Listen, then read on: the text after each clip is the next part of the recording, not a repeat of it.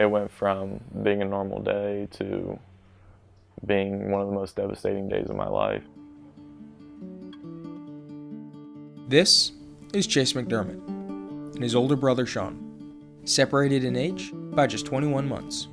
It was just that competition. We wanted to be better than the other one. But I think as we got older, we kind of just started to appreciate that each one was talented.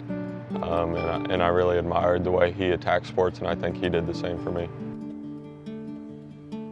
Probably just your very typical 21-month apart brothers. The ball might get thrown at somebody, a punch might get thrown, somebody might be wrestled to the ground. I mean, it was just, that didn't even matter if there were other kids here. I mean, it still was probably going to happen. As they grew, their talents developed on the field and on the court, and Sean quickly became a highly recruited basketball player in Indiana.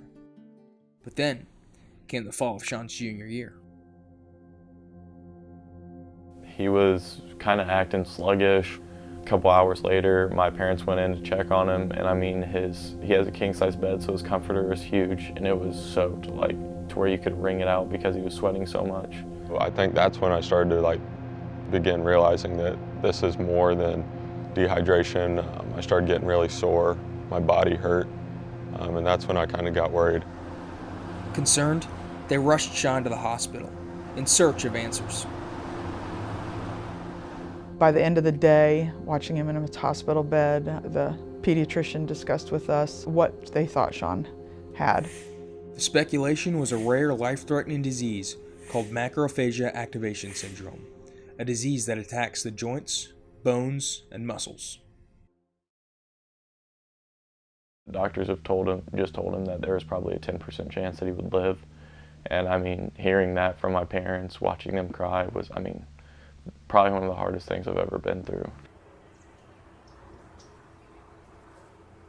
And just remembering him looking at me and barely audible saying to me, "Am I going to get better?"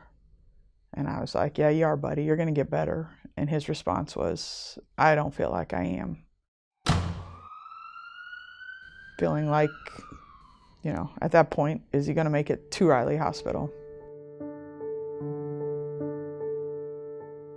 There were times where I was leaving to go to school or practice or just go home, and I didn't know if when I went back if he would still be alive.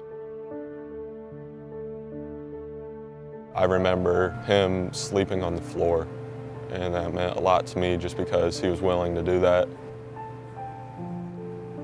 I think that just shows what kind of brother he is, that he experiences that with me.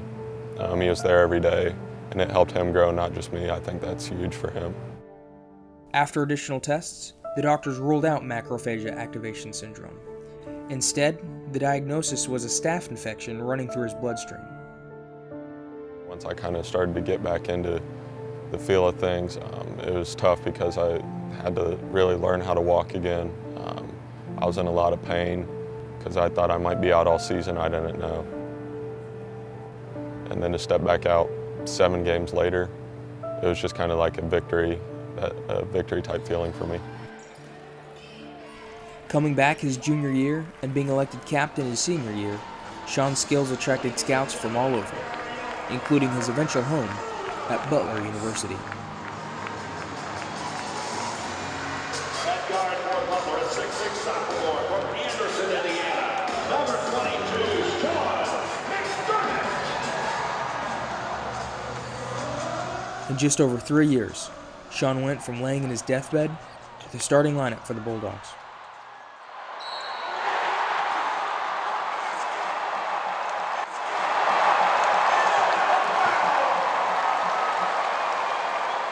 So my mom actually told me, your dad, and your brother are going to come down and just hang out. It was in the thick of our season, so I thought it was just going to be a time for us to kind of all sit down and relax and talk as a family. We were laughing and just having a good time, having that family conversation, having that bond. I was already in knots, knowing that I was going to have to tell them this, so. This is breaking news from Channel 13 Eyewitness News. The mother of a Butler basketball player is recovering tonight from cancer surgery. Kim McDermott hopes to be able to attend Sean's games again before the end of the season. Rich Knight tells us how basketball made this move. Sean got up, turned around. He said, you can't tell me that, and then left. It went from being a normal day to being one of the most devastating days of my life. Same feeling, like I'm gonna lose somebody that's been there with me my entire life. The person that had raised me and made me who I am just told me that they could possibly die in the near future. Kim was diagnosed with thymoma, a cancer that affects 1 in 1.5 million people, and would require surgery to remove the tumor from her heart and lung. Just told him, you're not gonna lose me. I'll beat this. You know, I'll be fine. I can beat this. Encouraging them when you don't even know what you're really fighting.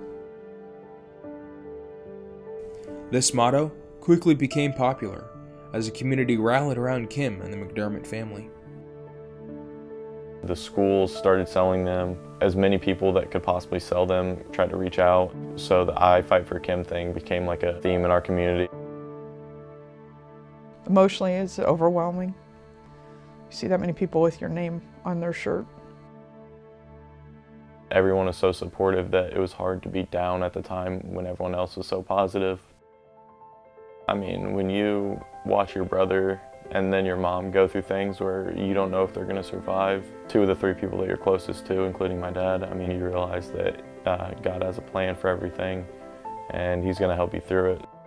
There's so many things that happen that end up being things that you look back and go, wow, that would have never happened if I hadn't have gone through this, and what a difference it's made in my life.